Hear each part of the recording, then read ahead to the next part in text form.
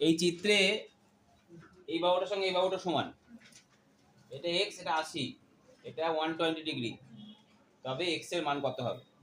তা আমরা জানি একটা ত্রিভুজের যে বাহু দুটো সমান হয় তার বিপরীত কোণ দুটো সমান হয়।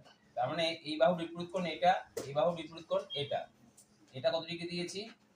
80 ডিগ্রি। তাহলে এটা দুটো সমষ্টি কত? 180 ডিগ্রি মাইনাস 80 ডিগ্রি বাই কত 2, মানে কত ডিগ্রি করে? তাহলে এটা 50 ডিগ্রি, এটা কত ডিগ্রি?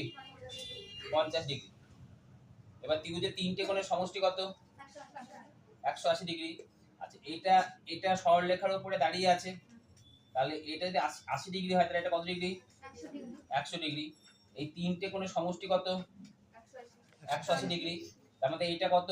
50, এটা কত? তাহলে এটা কত ডিগ্রি হবে? 10, 180 degree minus 180 degree minus 120 degree plus 50 degree equal to কত ডিগ্রি? 10 ডিগ্রি। তাহলে এটা 100, এটা 10, তাহলে ত্রিভুজের তিনটে কোণের সমষ্টি 180, তাহলে এটা কত ডিগ্রি হবে? 180 degree minus 100 degree plus 10 degree সমান 70 ডিগ্রি। বুঝতে পারলে?